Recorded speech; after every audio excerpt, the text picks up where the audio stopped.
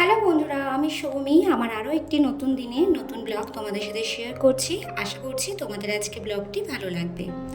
তো এখন হচ্ছে ভোর 5:30। তো আমি সকাল সকালই আজকে উঠেছি। কেননা সকালবেলা উঠে গেলে কাজকর্ম এই গরমে আর ভালো লাগে না দেরি করে করতে। তো ওর জন্য সকাল সকালই উঠে আগে ফুল টুল তুলে নিয়েছি। তারপরে স্নান টান করে ঘরের বাসি কাজ সেরে তারপরে যাব হচ্ছে পুজো দিতে।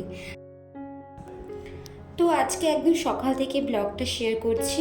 আজকে তোমাদের সাথে শেয়ার করব আমার ডেইলি রুটিন, যেটা আর কি করে থাকি আমি রোজ আর কি, সেই কাজটাই আজকে তোমাদের সাথে পুরোটা শেয়ার করব।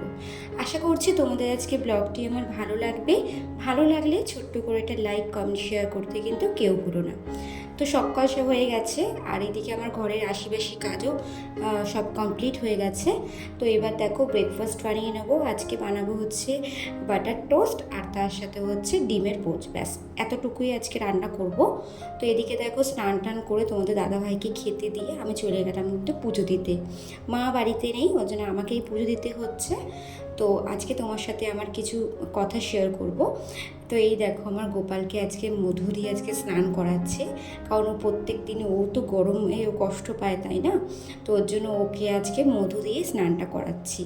তো চলো তোমরা কে কীভাবে আর কি গোপালের সেবা করো অবশ্যই কিন্তু কমেন্টস করে জানিও। আমার গোপালকে কিন্তু আমি আমার পুরো সন্তানের মতোই দেখি, মানে আমার সন্তানকে যেরকমভাবে দেখি আর কি, আমার গোপালকেও কিন্তু আমি সেভাবেই রাখি।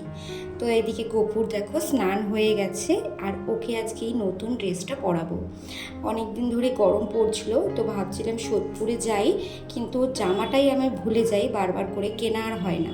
তো ফাইনালি কালকে সেদিনকে সোদপুরে গেছিলাম, তো একটা সুতির যে কটনের জামাগুলো সেগুলো কিনে এনেছিলাম। আর এটা হচ্ছে আমাদের বাড়ির রাধা গোবিন্দ, কত পুচকে পুচকে না? হ্যাঁ, এটা আমার হচ্ছে শাশুড়ি মায়ের শাশুড়ির আমলের কিন্তু রাধা গোবিন্দ। তো আমার খুব ইচ্ছে আর কি, মানে সব ঠাকুরকে নিজের মতো করে সাজানো, বাট সেটা আমার হয়নি, কারণ লক্ষ্মী ঠাকুর আমি পারিনি। তখন আমার শাশুড়ি মা যখন কিনেছেন তখন অত তো বোঝেননি, তো উনি তখন আর কি কোনো কান্না কিছুই ফুটিয়ে আনেনি। তো সেভাবে সাজানো আর হবে না আমার, যেহেতু প্রাণ প্রতিষ্ঠা হয়ে গেছে, আর লক্ষ্মী ঠাকুরকে বাইরেও বের করতে পারবো না। তো ওর জন্য মাকে বলেছি যে আমার জন্য একটা রাধা গোবিন্দ বড় দেখে কিনে দিতে। যাই হোক, পুজো টুজো দিয়ে এবার কিন্তু আমি এখানে রান্না করতেও চলে এসেছি। আজকে রান্না করব চিকেন আর ভাত, আর কিছুই করব না। তো চলো তোমরা ভিডিওটা কন্টিনিউ দেখতে থাকো।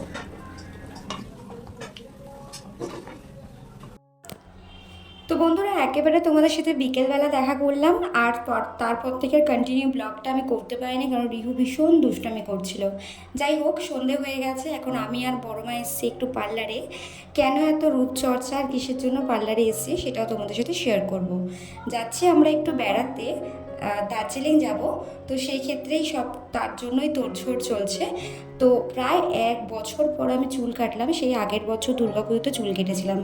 আমার নিচের একদমই মানে কি বলবো, চুলটা এত নষ্ট হয়ে গেছিলো, আর রিহু হওয়ার পর থেকে এত হেয়ার ফলস হচ্ছে মানে বলার মতো না। তো তোমাদের কার কার এই হেয়ার ফলস হচ্ছে বা কি মাখলে কি ঠিক হয়, একটু প্লিজ আমাকে সবাই কমেন্টস করে জানিও না, যে কোনটা করলে বেস্ট হবে। আমি তোমাদের কাছে একটু সাজেশান চাইছি, কারণ আমি সব কিছুতে ফেলিওর হয়েছি। আমার এত হেয়ার ফলস হচ্ছে মানে বলার মতো না।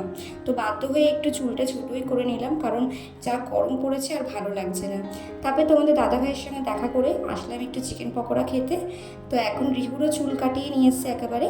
তো স্নান টান করে এসছি বাড়িতে। তো আজকের মতো এখানেই টাটা, আবার দেখা হবে কালকে কোনো নতুন ব্লগের সাথে।